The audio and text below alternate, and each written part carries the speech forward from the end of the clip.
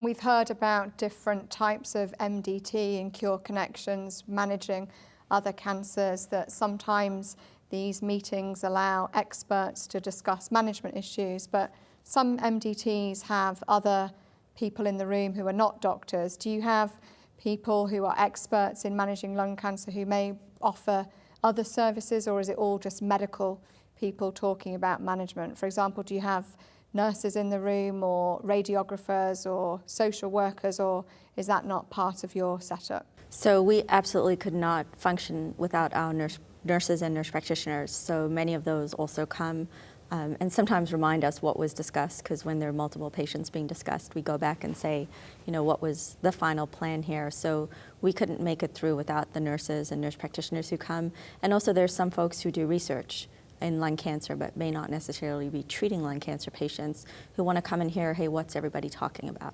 Now, we've heard about how MDT seems to be very much par for the course in academic centres of excellence, where guidelines are always changing, there's new treatments. Do you discuss clinical trials for patients at these meetings? Is that part of the management options for patients? So that always comes up. So if we hear cases, we might say, well, hey, this patient is eligible for a clinical trial, and we'll mention what trial they're eligible for. Where that's also very useful is we also have a lot of community sites that are affiliated with Vanderbilt, and sometimes those doctors will come to our tumor board and discuss their cases. We'll let them know, you know, you can give this to them at home, but here's something different that we may have to offer at the main campus.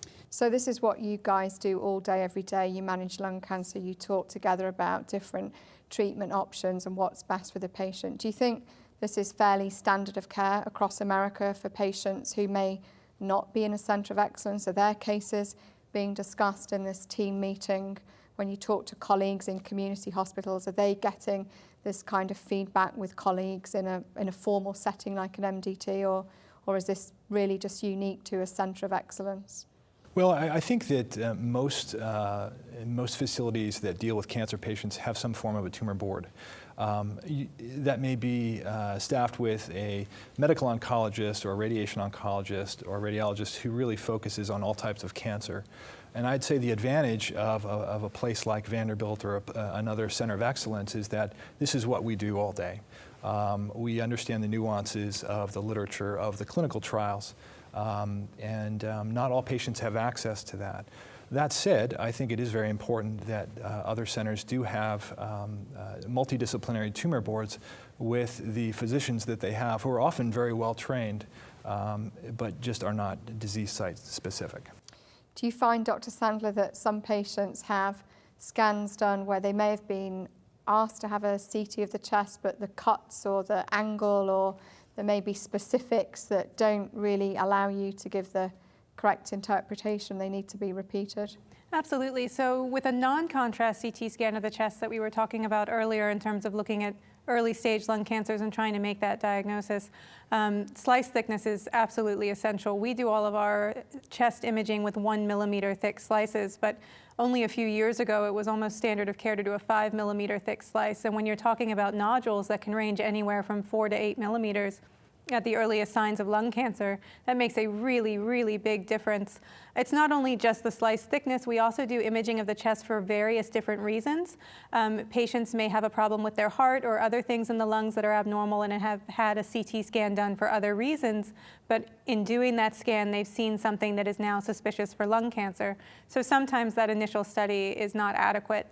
But we review outside imaging, I would say, about on a daily basis. We often look at outside imaging studies at tumor boards, and we'll discuss whether or not that study is adequate, and if it's time, like Evan mentioned, to repeat it for either a technical problem or because it's just been too long since the patient had that exam. And we've heard a lot about these newer scans that are coming in with these more sophisticated PET CTs, and it's not easy to keep up with all the new imaging technology with different nuclear medicine techniques and PET scanning.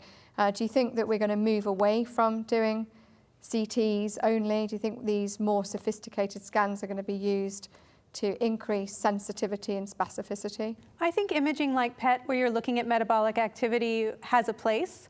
It can be very challenging, particularly in the southeast where we practice, where we have a lot of different fungal disease.